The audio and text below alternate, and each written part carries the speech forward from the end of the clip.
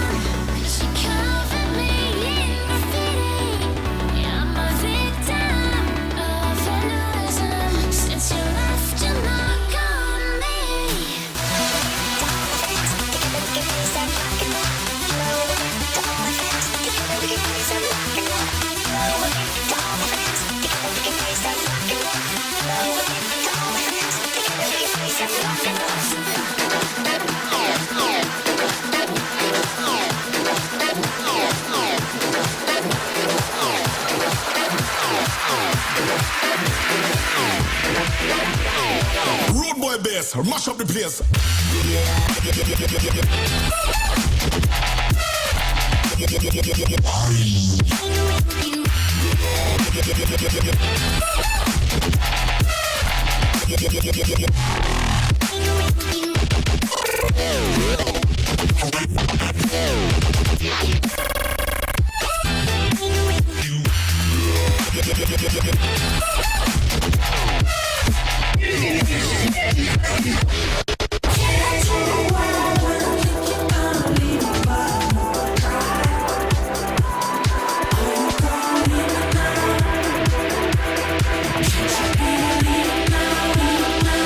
And fuck you.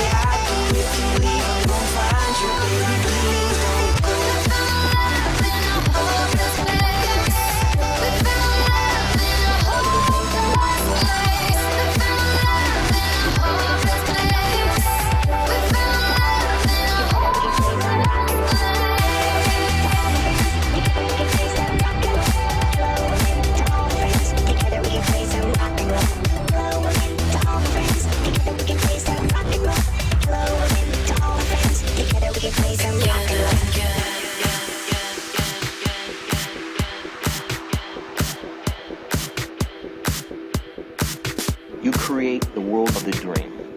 We bring the subject into that dream, and they feel it their subconscious. It's run away from these lies back to yesterday. Safe tonight. I feel the sun creeping up like tick-tock. I'm trying to keep you in my head, but if not, we'll just keep running from tomorrow with our lips locked. Yeah, you got me begging, baby, please don't go, baby, please don't go, baby, please don't go, baby, please don't, baby, please don't, baby, please don't go. If I wake up tomorrow, will you still be here? I don't know. If you feel the way I do, if you leave, I'm gonna find you. Baby, please don't go. Baby, please don't go. Baby, please don't go. Baby, please don't. Baby, please don't. Baby, please don't go. If I wake up tomorrow, will you still? Ladies and gentlemen, welcome back. It is now time for the grand finals of the eBay Charity Invitational by ONOG. For the past two nights, we have seen 8 players enter into the Charity Invitational, and only 2 players remain. Those 2 players are Fabi and West Rice, and we are about to jump into game number 1 of the grand finals. Now, each of these players chose a charity that they are playing for, and the winner will have their charity get the full donation amount from eBay, hence the eBay Charity Invitational. I'm DJ Wheat, joined by One Bad Brad. And here we are, the finals. Over the last 2 days, people have been battling out. We've seen some very interesting games. And tonight's been no exception, but here we are in the finals where we have Fabi kicking things off with Draven and Westrice teeing off with Quinn. Yeah, it's going to be an interesting matchup, mainly because Draven is heavily reliant on his autos with throwing axes, his Q, but Quinn has a built-in blind mechanic, so that will pretty much mitigate Draven's damage. It'll come down to if Draven can kind of make plays while Quinn's blind is down. All right. I Did think- you Go see ahead. the bans, by the way? Yes. So Fabi specifically targeted bans Yeah. onto Westrice off of Champions League play. So like mainly the assassin roles, Aatrox, Zed, and Akali. Whereas Westrice targeted bans on AD carries who can kind of poke out early. So I believe it was Varus, Twitch, and Ezreal. So Yeah, there's I mean, some respect there between the two yeah, players, I guess. some strong respect bans coming out. Yeah, so the finals is a best of 5, so that's really the only change in the format now. It's still the same win conditions, tower, CS, and first kill. And it's kind of interesting, Brad, because, for example, the last game where we saw Westrice basically make a conscious decision to go one way skill-wise and then focus down the tower, and it worked out fantastically. He saved his ult for it, and couldn't have been better. But the fact that is a strategy that these guys actually converted into, it's kind of cool. Right, and it seemed like he knew what he was going for early on. Yeah. And he knew what he had to wait for, and he seized the opportunity as soon as he saw it presented in front of him. So, big props to Westrice on that. So both these Now- guys have played through. Do you have a pick, or do you think this is another toss-up? It really comes down to the champions they pick and the items they build. Like, Fabi went for an Elixir of Fortitude, which will give him an edge in the fights so long as he doesn't get blinded. So what's probably going to happen is Fabi is going to try to, like, when he goes for an auto onto Quinn to kind of punish last hit, he's going to hit a throwing axe on her, and it'll do more damage. So it depends how well they can get zoned out early game. But the game's, like, as far as the winner goes, it'll come down to, like, who bans out what. Like, if the assassins are banned out from Westrice, he's going to be playing an 80 carry, I guess, on Quinn, or you can go Fiora. He has a fairly diverse pool. So, And if at this point it becomes one of the situations where, if those are the 3 bans they run with and feel, the least comfortable with, if for example Fabi can knock it home with Draven or Westrice with Quinn, like, that's maybe a ban they want to put in there. I don't know what they replace exactly, but that's for further down the line. We're going to see who's going to kick things off here in game 1. so Westrice was able to get some early harass off with Quinn's E, which basically deals damage and marks. Oh, it looks like the fight's going on, but Fabi's doing a good job of grabbing the axes. Westrice is trying to press up. His line is going to be up in 5 seconds, but he goes down. That was Solid. really. So what happened there? Quinn used her E, and she used it to position herself for the extra damage because it'll mark Right. her enemy with the passive, which deals an extra burst, along with repositioning her. But the problem was she used that reposition to kind of all in. And immediately after the blind went up, Draven is just going to have that attack speed steroid from his W along with move speed, and then the empowered hits from his Q. So he's going to be able to outtrade her early. Did he pop his elixir? I believe he did. Okay. Yes, and that was one of the things that gave him that edge. As soon as he popped the elixir, he had that extra, I think it's like 130, 140 health, and then he had that extra damage. So he was able to just kind of like capitalize on that all-in attempt, and he got it. And short and sweet was the note that Fabi wanted to start off here tonight versus Westrice, already taking a 1-game lead. This is a best of 5. Real quickly, want to, as they're just getting ready to start game 2, we're just going to take a short break. But first, people are asking about the charities, and just want to showcase those a little bit. Here are all the players and all the charities that competed over the weekend. As you can see, Fabi is for Greenpeace, and right underneath them, Westrice for Operation Champs. And each of these charities were, I believe, chosen by the players. You played, Brad. Maybe you can tell us. I some people might have had choice. I actually didn't choose, so I guess they just kind of randomly assigned. I'm not sure how Okay. that worked. But obviously, the winner gets their charity donated to, and right now, Greenpeace and Operation Champs are the two charities being represented here in the finals for the eBay Charity Invitational. We should be hopping into Game 2 in just a moment, but thank you guys for joining us, not only last night, but tonight as well for the grand finals. Will it be a quick win by Fabi, or will we see West Rice pull something out? Well, things will certainly change, and we'll find out what happens here in just a moment. Thanks for joining us. We'll be right back. If you feel the way I do, if you leave, I'm gon' find you, baby. Please don't go, go, go, go. Baby, please don't go, go, go, go. Baby, please don't go, go, go, go. Baby, please don't. Baby, please don't.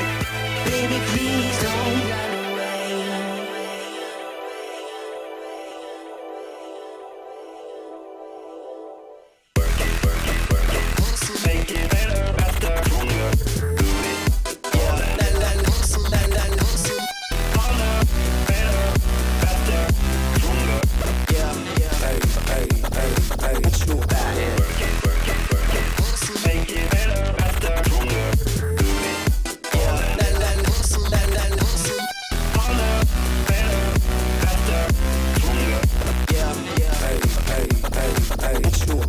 Run away from my bed, start another day. Stay instead. I feel the sun creeping up like tick-tock. I'm trying to keep you in my head. If not, we'll just keep running from tomorrow with our lips locked. Yeah, you got me begging, begging, baby, please don't go. If I wake up tomorrow, will you still be here? I don't know. If you feel the way I do, if you leave, I'm gon' find you, baby, please don't go, go, go, go. Baby, please don't go, go, go, go. Baby, please don't go, go, go, go. Baby, please don't. Baby, please don't. Baby, please don't go. If I wake up tomorrow, will you still be here? I don't know. If you feel the way I do, if you leave, I'm gon' find you. Baby, please don't go, go, go, go. Baby, please don't go, go, go, go. Baby, please don't go.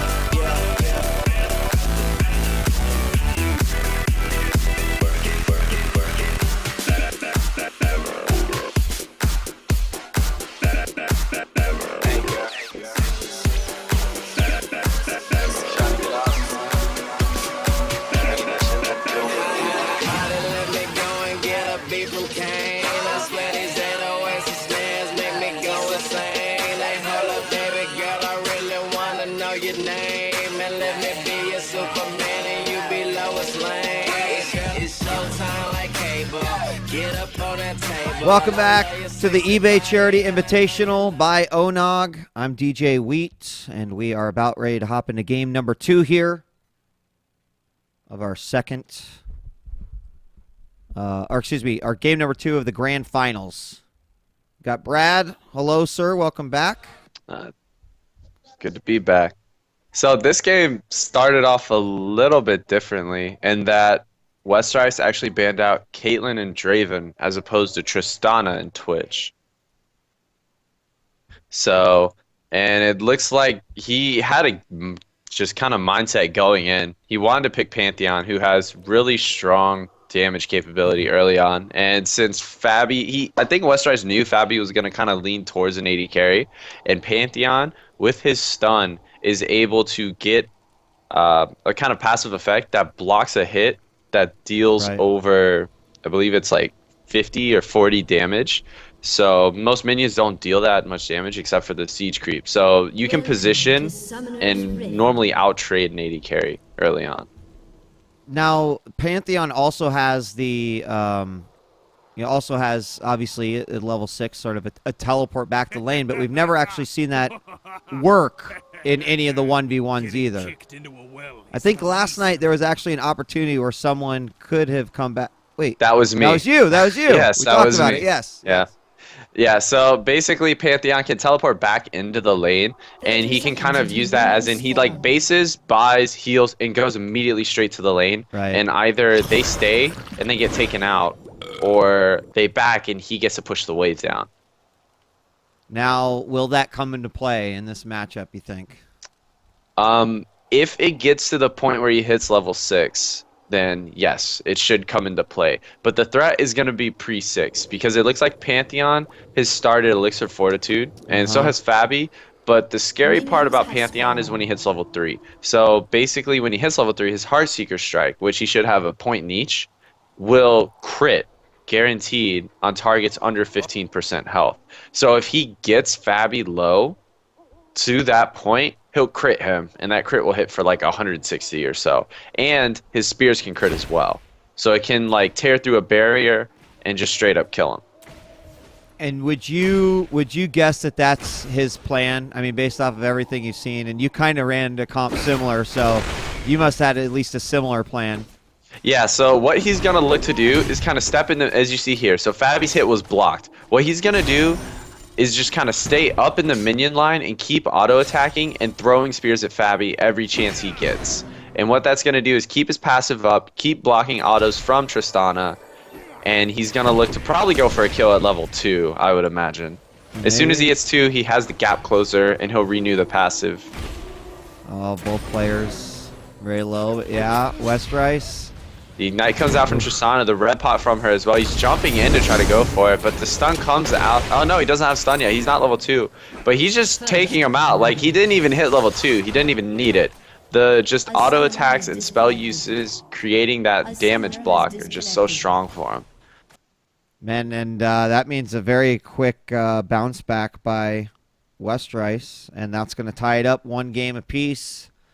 That was another quick one. I have to believe that that's not what Fabi had intended to do. You know, maybe ahead 1 game, you just feel like, well, I'm comfortable going in for a trade. Even if I lose it, it kind of makes it a, a best of 3 instead of a best of 5. Having that 1 game advantage is huge. But do you think that Fabi is regretting that decision to go in on him? I think he just didn't respect the Pantheon. Like, he either didn't fully understand how fast that passive comes back up, or he just didn't respect it. Because 1 auto and 1 spear, it's already at 2 charges, and he only needs 2 more autos to bring it back up. Like, he beat him without even having his stun, which refreshes it. So we've had different strategies come out by both these players each time. And we'll just talk through this champ select and this delay. Actually, since I've got you, if you don't mind, anyway, maybe I can just pick your brain a little bit and ask some questions. I mean, I'd love to hear a little bit more about the academy, and sort of you also act as a sub as well. So tell me a little bit about Curse and just playing under that banner. I mean, it's a lot of fun. I used to play on, I guess it wasn't like a successful team, but it was a team back in season 2 called Four Not, yeah. And like that was when I first started like learning about competitive play, because it's a lot different from solo queue. But I really enjoy being on a competitive team because it's just a different atmosphere. Like, you play differently, and you actually cherish when you win, and you take it to heart when you lose. So we missed out on the PAX qualifiers on Academy, which kind of like hurt the morale of the team a little bit, but we're bouncing back, and it's just, and we've been improving from then on.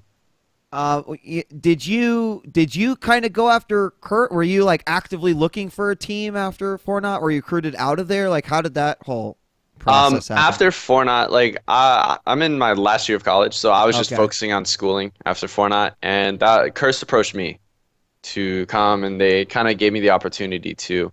So I've just kind of taken that opportunity, and I'm just running with it to see Awesome. what we can do. So what would be like? What is your personal aspirations for what you would like to accomplish in I mean, the League?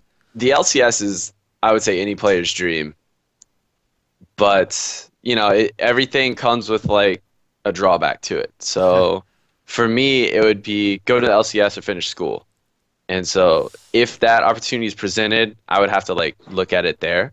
But I try to focus more on, okay, well, let's just win the next game. I don't want Sure. to look down the road because well, there's no point in laying out every single plan or every single option if you don't even, make it past tomorrow. Yeah, I mean, it's a decision that many of the LCS players have also had to look at and reflect as well, because a lot of guys happen to be in the same situation you're in, maybe last year or close to the final year of school, and I know there's been quite a few people that have put it off. So I've got an amazing amount of respect for you to balance it as well. Like, I know that's got to be difficult. It comes with sacrifices. The schooling, it's mainly there's like three things you can choose from. There's schooling, there's gaming, and then there's social life. And I've opted out of the social life to focus on the schooling and gaming. Yeah, I just got married, and then I was like, okay, I'm cool with opting out of the social life a little. Right. But yeah, I mean, and you've got to, even if you can't balance necessarily all three things, you could be hurting one of the other ones. So you've kind of chosen to focus on those two things right now. Is kind of what you're saying. Right. Okay. So talk to me about the LCS. I mean, last year, almost a year ago, grand finals in the Galen Center, quite amazing. Now the pre-finals in the Galen Center, and then going on to the Staples Center. I mean, what do you think about that? It's like I still think about that, and it blows my mind. But I what's your think thoughts? it's amazing how esports has developed to where you can basically go into this big stadium or this big center and say, we're hosting an event here. People are going to turn up from all over the world to watch it, and they do. And I think it's amazing how it's grown. It's funny because I'm like from the old guard, right? So I feel like I've sort of been growing up with esports. But I remember, even to reference League of Legends, like when League was introduced into the World Cyber Games, and I believe it was 2009 or 2010. And basically the whole thing took place inside this giant tent at Universal Studios. But it's one of those Right. things where it's like during that time you're kind of saying to yourself, "Man, we got a long ways to go because this is a tent. It's not that big, and here it is, only 2-3 years later, and look at what's happening all around us. It is just kind of mind blowing. I totally Right. agree. And it's just so nice to see that like even it's starting to get recognized on a national level. Like here in the US mainly, it's starting to get respected because most people think, oh, you're just gonna sit around and play video games all Right. day. And it's more of a negative label as opposed to a positive one. Yeah, and it's changing all the time. And actually, one of the coolest things that obviously, with the growth of League of Legends, especially in the U.S., I mean, it's hard to go anywhere where there's not someone where they're like, yeah, I'm a League player. I've played, I've played before, right? Maybe not necessarily into the competitive side of things, but like they know about.